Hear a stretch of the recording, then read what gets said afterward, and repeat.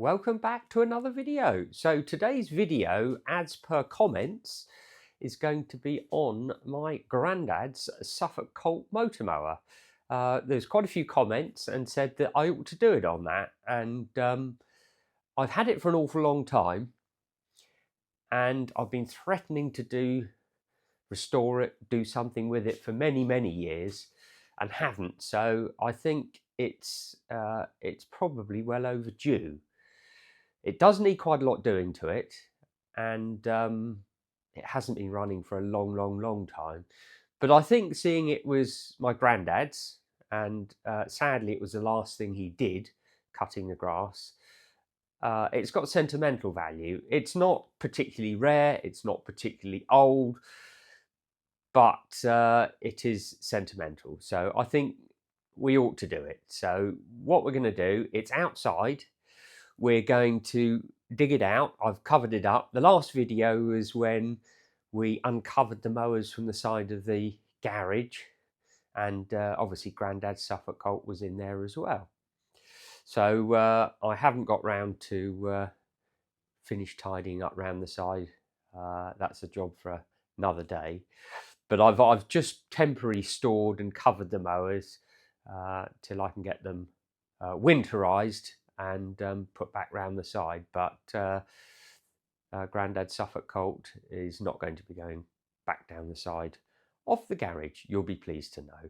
So without further ado, we're going to go outside. We're going to uncover his Suffolk Colt. It's under there somewhere, I can't remember back or front. We'll bring it in, and then we'll start going through Grandad's mower. Right, let's go and have a look.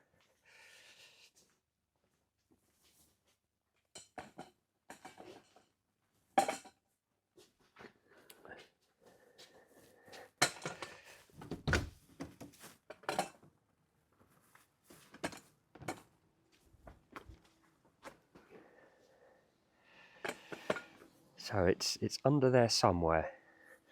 I can't quite remember whether it's back or front.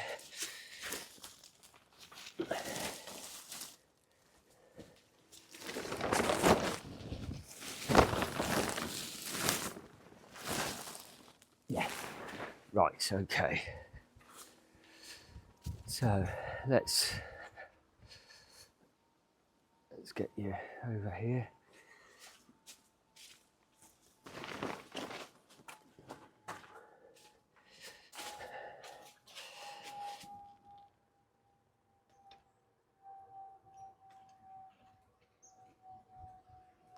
I think you can see. So luckily it's at the front here, so I don't have to move it all.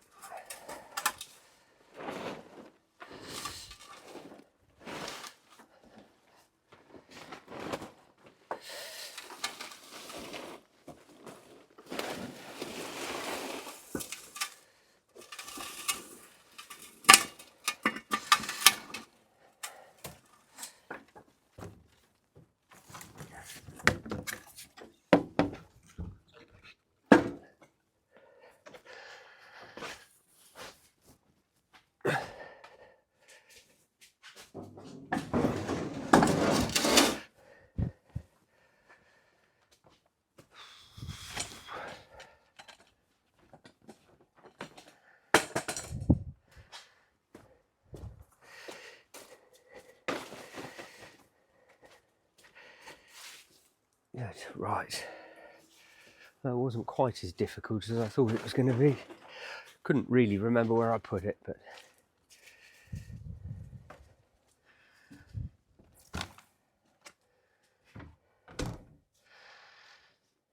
right, so there it is.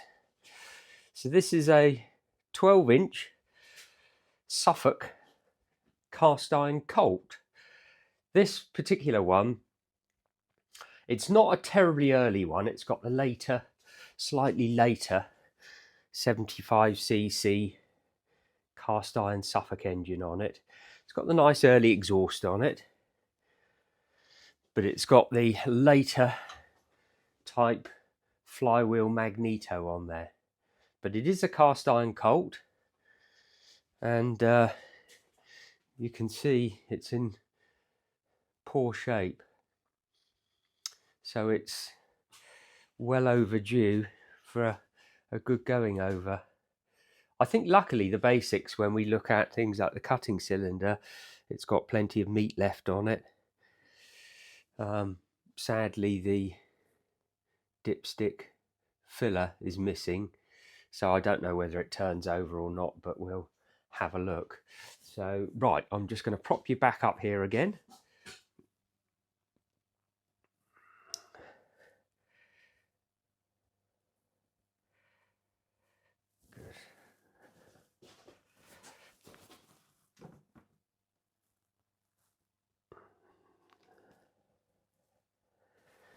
Good. Right. So I'll tell you a little bit about Grandad. I've made a few notes because sadly he has been with us, no longer with us for a long time, but I can remember him, and I've made a few notes just to put you in the picture of what sort of a man he was. And we were very lucky to have such a great granddad. And he always had time for us, like a lot of granddads do. And it's something you never, ever forget. But I'll give you his background, and then you can get a feel for what sort of a man he was. He was ex-Royal Navy. He was an electrical engineer. That was his trade. And he was obviously very good at what he did. He'd been there for a long time, but I obviously only ever knew him as being retired. Now, being ex-services, I think just about everybody I've met that have been in the services, you have very high standards. 98% won't do. It's 100% all the time for anything you do. Everything is all very well organised. And I think you just take a pride of what you do. And I can certainly remember his garage, and he won't be alone on this, but he had a fairly large single garage. I'll picture it for you. I'll tell you about it. And in the garage, obviously the car was stored, but everything was very, very well organised. And we've all seen it before, but you don't see it so much these days. I think back then people used to be very resourceful with things. And his jars of screws, he had them, the top sort of nailed on a bit of wood, and all his screws were in order. They had sizes, and it was very, very, very organised. So even though it was not a double garage, he got a lot in there, very organised, and you could always find what you wanted to. Not that I needed to go in there, I was very young, but I can remember how organised the whole garage was. He had a car in there, he had his workbench in there, he had all the tools, the screws all over the place, and of course the mowers were in there, which included the Suffolk Colt. Also had a 12-inch, it was a Qualcast Panther 240 volt and a Qualcast B1 side wheel mower. So you had all that in there as well. So it was just very, very tidy and well organised. And that was the sort of man he was. Everything had to be right. And even if he was painting something, whether it be indoor or outdoor, it would get stripped back, completely stripped back. There would be a primer put on it, an undercoat, and then a top coat. So everything was done properly. There was no half measures. And I can remember how neat and tidy everything looked on the house externally and externally. It was, I think, just a trait of probably being in the services. You have very high standards. Normally things are done properly. But he was also a very, very keen gardener. And one of the other memories that definitely sticks to me is his greenhouse. Now, his greenhouse, he was particularly keen on his tomatoes. And I can remember as a very young lad going in there, and that wonderful smell of homegrown tomatoes and the soil of peat or some sort of composting in there, very strong smell. But the tomatoes were always beautiful tomatoes, proper homegrown stuff. And of course his vegetable plot as well, he took great pride in that as well. His vegetables were all in rows, and yes, he was very, very keen. Gardening as well, he used to like his garden as well, and obviously cutting the grass. So yeah, that was Grandad. And he was quite a sort of stocky sort of guy. And I remember he had, maybe when you're young you do had big hands. He was a sort of quite a big guy as well. But we loved going there, and we had hours and hours of fun with Grandad and Nana. They had a fairly big garden, so we had place to go and run around and enjoy ourselves, which we did. And that was myself and my two brothers. So it was happy memories, and sort of the last comments sort of got me thinking. And you never forget, but it just sort of brings back happy memories. And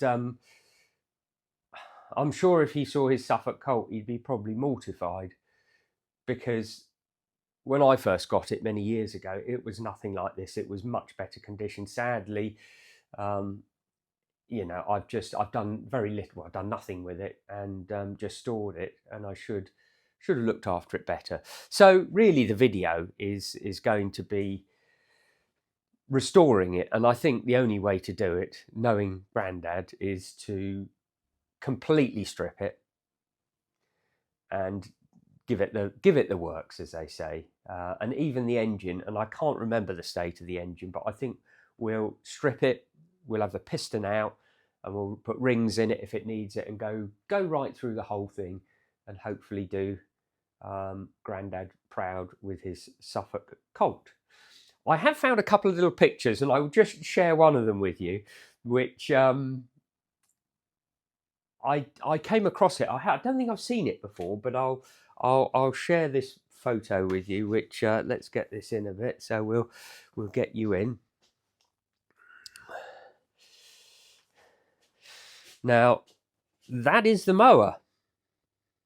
Now, I don't think that's me. I'm pretty sure that's my brother. Now, when you look at the mower, one of the first things with a lot of mowers with front-mounted boxes, they tend to get beaten and bashed as you do. But I think it probably is testament to Grandad. And you look how good that grass box is, bearing in mind, just looking at my brother, the machine, as far as I know, it's about 1968. That's probably mid 70s, that photo there. And assuming the machine is 68, which I think so it's about seven years old or more. So for a machine that's 7 years old, it looks amazingly good and well looked after, and probably testament to Grandad. So and it's only me that sort of let the side down, really. So yes, I think it's well overdue. I've got a box for it. I'm not sure whether it's the original box, but I've got a box for it. And luckily, through the Old Lawnmower Club, we can get all of the transfers. So we can get a Suffolk Colt transfer for the chain case. And the other one, which would be on the box, I have got the box, or a box for it outside. It's looking a bit sort of rough like the rest of it, but I've got a box. So again, we could put a transfer on that. So yes, I think we should really give it the works.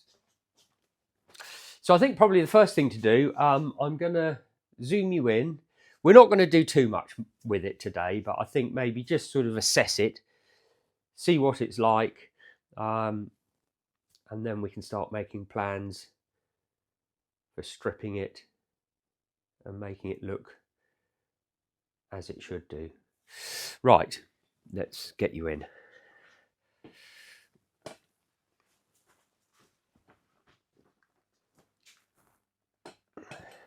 You can probably see actually we've got the Suffolk pony still there by the side, and you can see how very, very similar they are.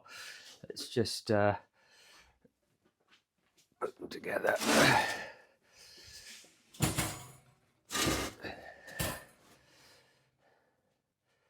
I know a lot of the bits, I've been looking in the parts lists, a lot of the bits are the same part. With the Suffolk pony, as you know, I'm in need of chains and sprockets, so I'm hoping I can get another Suffolk Colt at some point.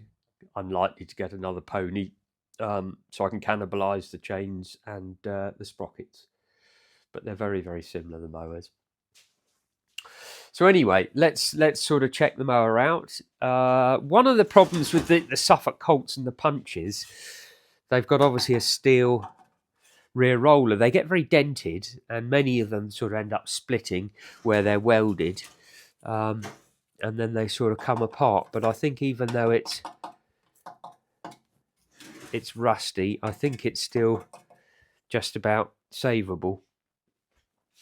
So we've got that. We've said the cutting cylinder's in good nick. Front rollers have absolutely had it. That's not a problem really, being wood. I don't know whether it still turns over.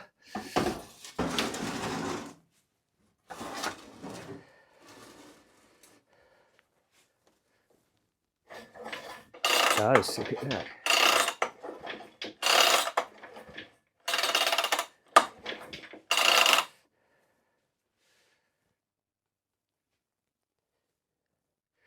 So I think really, looking at it, we've sort of just caught this in time, because I think probably too much longer outside, and I think it probably would be questionable whether it's worth doing it. But I think that was a good shout and well overdue to get this mower done. So let's turn it round. So I think, as I say, what we'll do, we'll get the engine off. That's the first port of call. Yeah, the Suffolks, the Colts and the punches, they're quite easy to get off. We've got sort of 4 of these nuts, and they've got these J-shaped little, they'll be more obvious when we get them off, these little J-shaped sort of anchor bolts. So once you loosen those, all 4 of them, you can push the engine over to one side. In our case, we want to take it off. So we're just going to take them off, and then we should be able to pull the engine away from the clutch. So let's get those undone. Let's get ourselves a glove or two.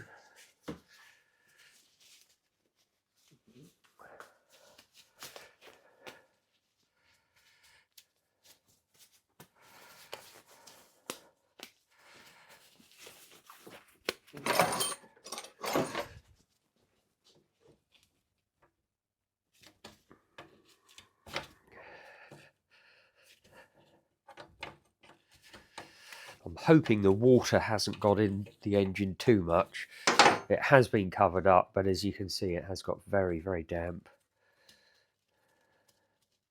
We'll take these right out because we are going to take the engine off. That one will probably drop out the bottom in a minute, and so will that one.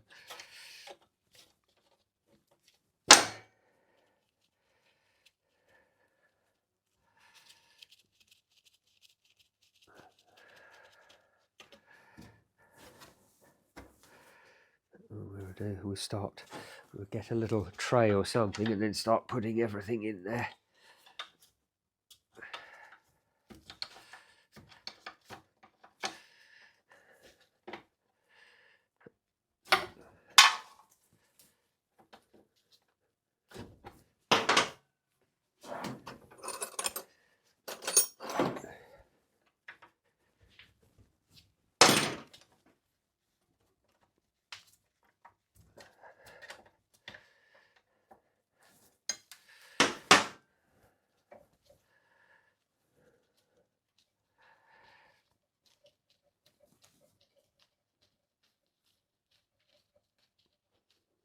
Luckily for the engine, I've got plenty of parts for these, so hopefully no matter what it throws at me, we can sort this out.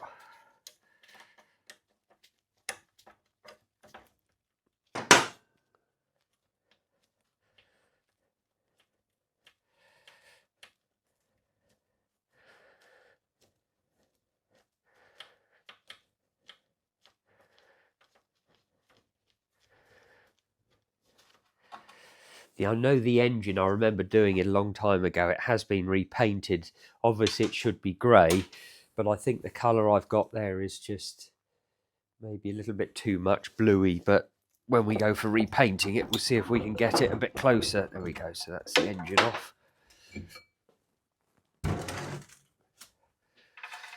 These are the little, typically Suffolk U-shaped bolts. Underneath, hopefully, are the rest. The other two there. I shall get a container for those. Putting those in there. So, and there's the Suffolk centrifugal clutch, which they're all cast iron, and as you can see, they very rarely wear the shoes on them, but they're very, very well made, and looking at it, there's not too much wrong with that.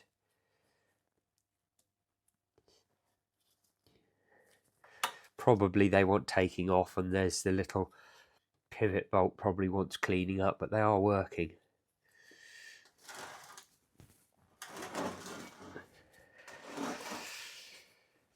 So like an early Suffolk Colt, we've got that nice aluminium starter on there as well, which they're normally very reliable.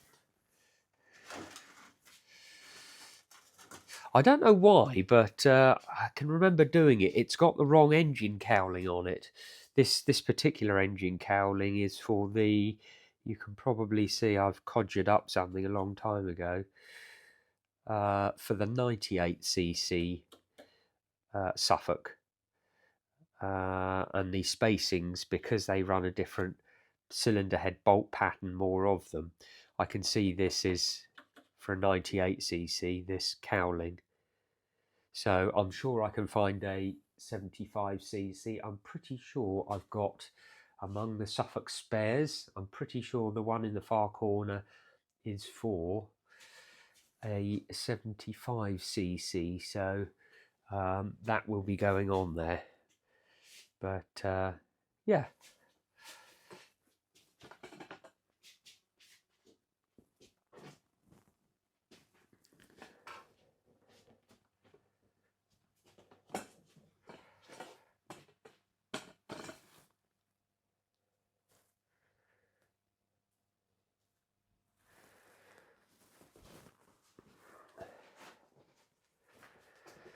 So I think we're going to end the video on that, not make it too long, and then the next video we'll start stripping the engine. There's going to be a lot to do, so I think probably I'm probably going to get my friend Ben to probably sandblast it, which is going to save an awful lot of rubbing down. Hopefully it will speed the process up a little bit, but I think we'll get cracking with the engine first. That will be the next video. And hopefully there's not too many horrors in there, but we'll see how we get on. Anyway, I hope you enjoyed the video. Suffolk 12-inch cast iron Colt, and I'm pretty sure, as I said, this is somewhere around the 1968 mark. So it's not a particularly early one, as I said, but it's still a nice machine, very well made and worthy of a restoration. So thank you very much for your comments. I hope you enjoyed it, and I will see you on the next video.